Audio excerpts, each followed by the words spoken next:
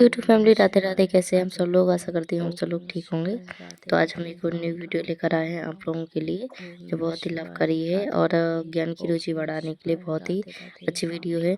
जो लोग यह सोचते हैं कि गंगा जल की पवित्रता क्या होती है, गंगा जल की क्या अहमियत होती है, गंगा जल घर में रखने से वो गंगा जल रहता है कि नहीं रहता है, तो चलिए जानते हैं हमारे अनिरुद्धाचार्य जी से कि क्या अहमियत होती है घर पर रखे बोतल में गंगा जल की और गंगा में बहने वाले गंगा जल की। तो चलिए वीडियो को शुरू करते हैं। और वीडियो पसंद आए तो प्लीज़ लाइक शेयर सब्सक्राइब कीजिएगा और बेल आइकन को जरूर प्रेस कीजिएगा। वीडियो को एंड तक ज़रूर देखिएगा। राधे राधे सभी को, थैंक यू सो मच।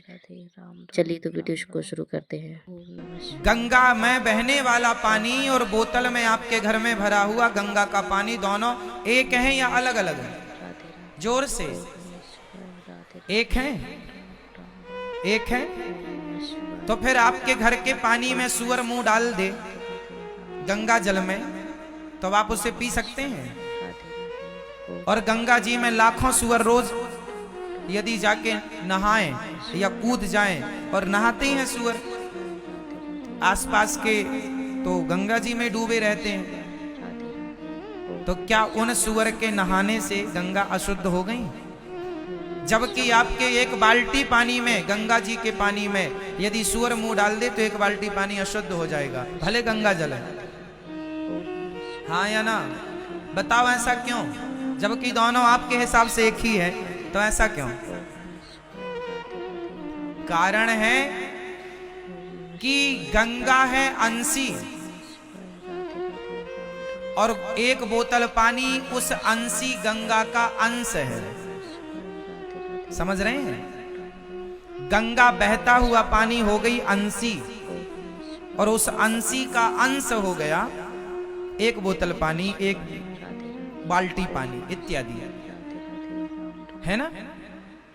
तो जो आपके घर में बोतल में भरा पानी है भले गंगा का है, पर वो गंगा जल है, गंगा नहीं है। वो गंगा जल है, गंगा नहीं। गंगा तो वही है जो बह रही है, उस बहती हुई गंगा का अंश है वो बहती हुई गंगा का, बहती हुई गंगा का अंश है वो, अंशी नहीं है। अंशी तो वो गंगा बहने वाली है, ये अंश है, ये गंगा नहीं हो सकता। अच्छा, गंगा ये तब फिर हो सकता है जब जाके फिर से गंगा में मिल जाए। उसी तरह जैसे गंगा से वो गंगा का पानी बिछड़ गया, उसी तरह तुम और हम उस ईश्वर से बिछड़ गए। हम ईश्वर तो नहीं है लेकिन ईश्वर के अंश हैं। वो गंगा तो नहीं है पर गंगा का जल है, वो गंगा तो नहीं है पर गंगा का अंश है। हम ईश्वर तो नहीं है पर हम ईश्वर के, हाँ, यदि फिर से मिल जाओ तुम उस परमात्मा में, तो तुम और वो मिलकर फिर एक हो जाएंगे। तुम्हारी बोतल का पानी फिर डाल दो गंगा में, तो वो गंगा और वो मिलकर एक हो जाएंगे। इसलिए ईश्वर अंश जीव अविनाशी, चेतन अमल सहज सुख राशि। इसलिए कहा जाता है भगवान को पाओ, तुम उस अखंड ब्रह्मांड नायक परमात्मा में मिले व्यक्ति हो, वो परमात्मा का ही अंश हो, लेकिन बिछड़ गए, इसलिए तुम्हारा अस्तित्व खतरे में पड़ गया। गंगा का पानी गंगा से बिछड़ गया तो बोतल भर पानी रह गया, अपने अस्तित्व को खो रहा है वो धीरे धीरे। सुअर मुंह डाल देगा तो पूरा अस्तित्व नष्ट हो जाएगा।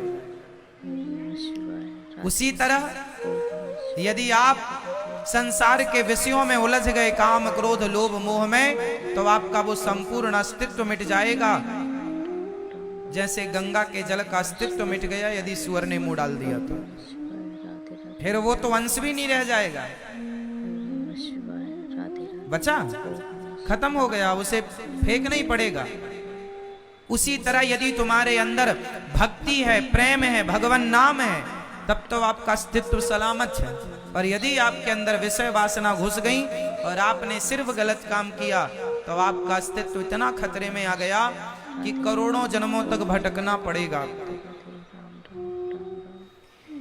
अच्छा, एक बात बताओ, गंगा का पानी, एक तो ये प्रोसेस है कि आपने बोतल का पानी उठा के वापस गंगा में डाल दिया तो वो गंगा हो गया। एक दूसरा प्रोसेस क्या है, वो गंगा का पानी फिर गंगा में पहुंचेगा, पर कब पहुंचेगा मैं आपको गणित बताता हूं, आप जरा समझना।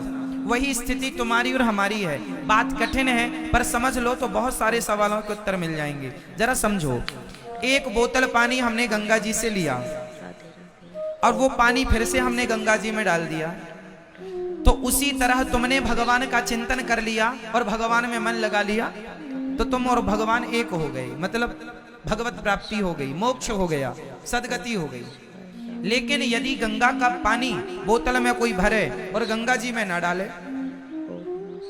तो बताओ फिर वो किस तरह से गंगा तक पहुंचेगा? है कोई दूसरा ऑप्शन? एक और ऑप्शन है, आप बताओ फिर मैं बताता हूं। क्या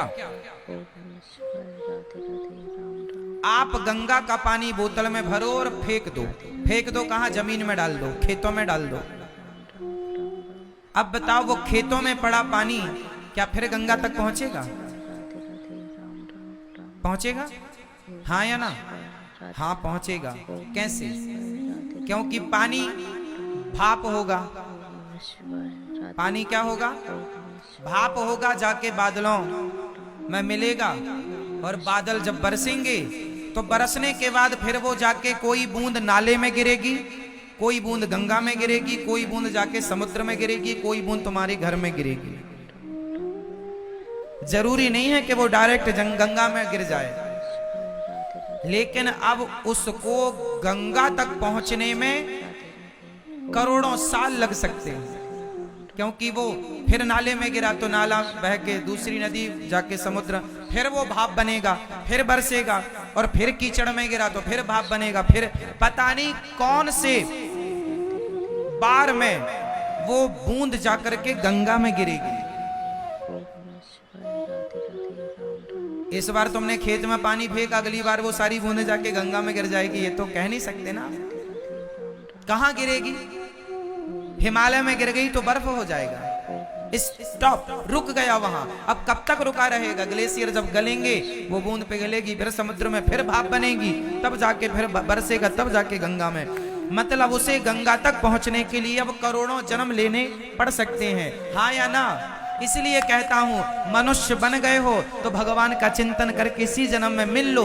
यदि इस जन्म में भगवान के चरणों में मन ना लगा पाए तो अगली बार तुम्हें करोड़ों जन्म लेने पड़ सकते हैं। 84 के चक्कर में भटकते भटकते पता नहीं फिर कब मनुष्य बनोगे, कब तुम्हारे अंदर सत्संग की, भगवान के भक्ति की बुद्धि आएगी और कब तुम भगवान में मन लगाओगे। आज बन गए हो मनुष्य तो लगा लो मन भगवान में, वरना वरना वरना पुनरपि जननम पुनरपि मरणम पुनरपि जननी जठरे शयनम। बार बार जन्म मृत्यु, जन्म मृत्यु, जन्म मृत्यु, जन्म मृत्यु का चक्र चलेगा। कब तक? करोड़ों बार। इसलिए भज गोविंदम, भज गोविंदम, गोविंदम भज मूढ़ मते। अभी भी कुछ नहीं बिगड़ा, भगवान के चरणों से अपने आप को जोड़ के रखिएगा और